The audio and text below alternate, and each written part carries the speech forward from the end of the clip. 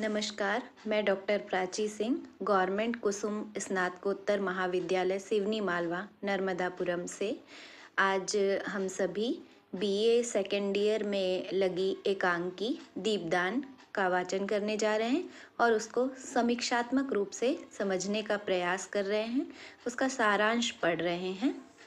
तो मित्रों, आइए उसको पढ़ते हैं और समझने का प्रयास करते हैं। दीपदान एकांकी डॉक्टर रामकुमार वर्मा द्वारा लिखा गया है। यह एक ऐतिहासिक एकांकी है। इस एकांकी में त्याग, बलिदान, देशभक्ति और कर्तव्य निष्ठा का वर्णन है। इस एकांकी के बारे में कुछ और बातें।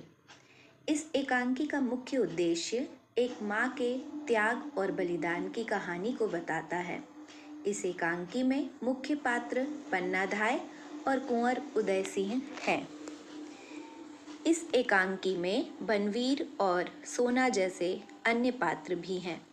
इस एकांकी में मानवता, त्याग और सेवा की भावना को दर्शाया गया है। इस एकांकी का कथानक ऐतिहासिक है। इस एकांकी में पन्नाधाय के त्याग की कहानी को आधार बनाया गया है। इस एकांकी का शीर्षक दीपदान इसलिए सार्थक है क्योंकि पन्नाधाय ने अपने पुत्र चंदन के प्राणों का बलिदान देकर अपने घर के दीप का दान कर दिया था। दीपदान एकांकी का सारांश यदि हम जानने का प्रयास करेंगे तो देखते हैं। दीपदान डॉक्टर रामकुमार वर्मा का ऐतिहासिक एकांकी है जिसमें त्याग, बलिदान, देशभक्ति, कर्तव्यनिष्ठ की आदर्शमयी वेगवती धारा प्रवाहित हुई है। डॉक्टर रामकुमार वर्मा द्वारा लिखित एकांकी चित्तौड़ की ऐतिहासिक घटना पर आधारित है। महाराणा राणा सांगा की मृत्यु के बाद उनके छोटे भाई पृथ्वी सिंह का दासी पुत्र बनवीर चित्तौड़ की गद्दी पर बैठना चाहता था। उसके हृदय में निष्कंटक राज्य करने की इच्छा प्रबल हो जाती है। वह रात में सोए हुए विक्रमादित्य की हत्या कर देता है तथा राज्य के उत्तराधिकारी राणा सांगा के छोटे पुत्र कुंवर उदय सिंह की हत्या की तैयारी करता है। इसके लिए बनवीर मयूर पक्ष नामक कुंड में दीपदान के उत्सव का आयोजन असमय ही करता है। पन्नाधाय उदय सिंह की संरक्षिका है। वह बनवीर के इस षड्यंत्र को भांप जाती है और बालक उदय सिंह को उत्सव में जाने से रोक देती है। इससे बालक उदय सिंह रूठकर बिना खाए ही जमीन पर सो जाता है। कुछ रात बीत जाने पर जब पन्नाधाय अंतःपुर की परिचारिका दासी सामली से विक्रमादित्य की मृत्यु का समाचार सुनती है, तब वह बहुत दुखी होती है और उसका संदेह पुष्ट हो जाता है। पन्ना उदय सिंह के प्राण बचाने की चिंता में व्यग्र हो जाती है और इस समारोह का लाभ उठाकर दरबार के झूठे पत्तल फेंकने वाले कीरत नाम के बारी से सहायता लेकर कुंवर उदय सिंह को झूठे पत्तलों में छिपाकर महल से बाहर भिजवा देती है और अपने पुत्र चंदन को बिना कुछ खिलाए कुंवर उदय सिंह के स्थान पर सुला देती है। थोड़ी देर बाद ही बनवीर हाथ में नंगी तलवार लिए उदय सिंह के कक्ष में प्रवेश करता है। इधर उधर की बात पूछने के बाद वह पन्नाधाय को जागीर देने का लालच देता है और पन्ना को अपने षड्यंत्र में शामिल करना चाहता है, किंतु पन्ना उसकी बातों पर ध्यान न देकर अपने कर्तव्य पथ पर दृढ़ रहती है और अंत में बनवीर को फटकार देती है। इसके बाद क्रुद्ध होकर बनवीर बालक उदय सिंह को खोजता है और पन्नाधाय साहस के साथ तलवार उठाकर बनवीर पर आक्रमण करती है, किंतु वह व्यर्थ हो जाता है। इस पर बनवीर दौड़कर पलंग पर सोए हुए चंदन को उदय सिंह समझकर पन्ना की आंखों के सामने तलवार से उसे मौत के घाट उतार देता है। इस प्रकार बनवीर के इस क्रूर कांड और पन्नाधाय के अपूर्व त्याग और बलिदान के साथ इस एकांकी की कथा वस्तु समाप्त हो जाती है।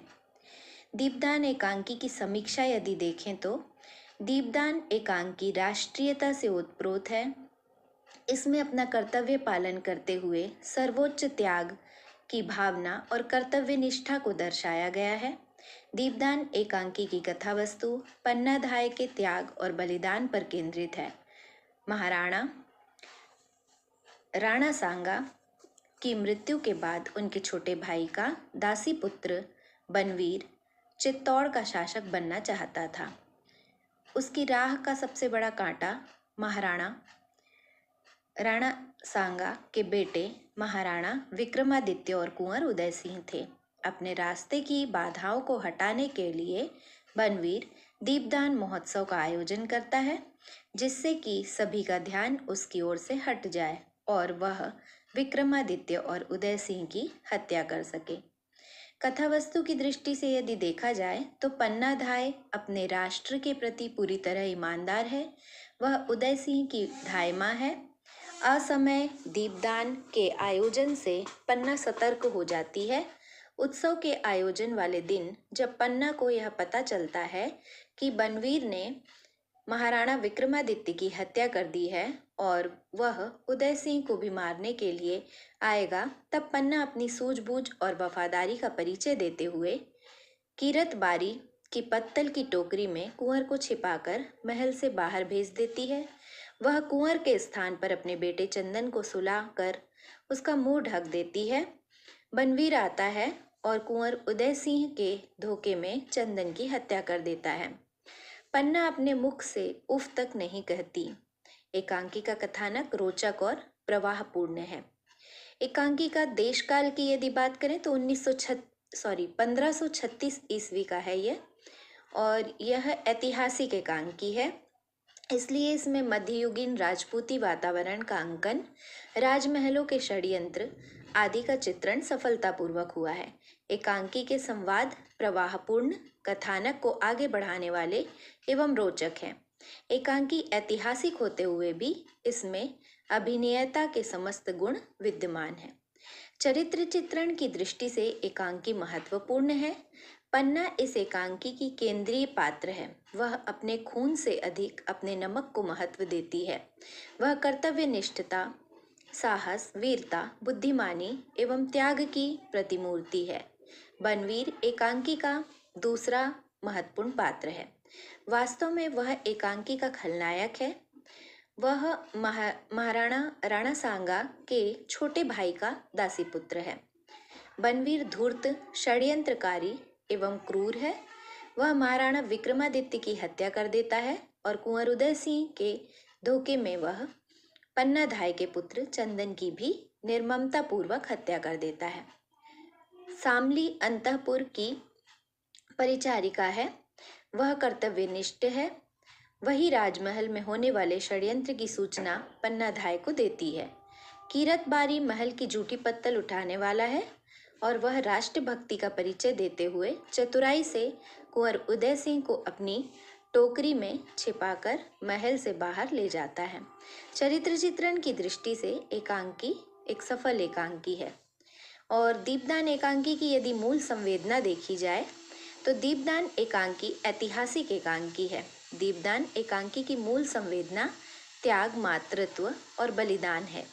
इस एकांकी से हमें यह शिक्षा मिलती है कि अपने कर्तव्यों की पूर्ति के लिए सदैव तत्पर रहना चाहिए। अगर इसके लिए सर्वोच्च बलिदान भी देना पड़े तो भी हंसते हुए दे देना चाहिए। इस एकांकी से राष्ट्र के प्रति समर्पण और सर्वोच्च बलिदान की प्रेरणा भी मिलती है। तो मित्रों, इस तरह से हमने एक समीक्षात्मक रूप से दीपदान एकांकी का अध्ययन किया है।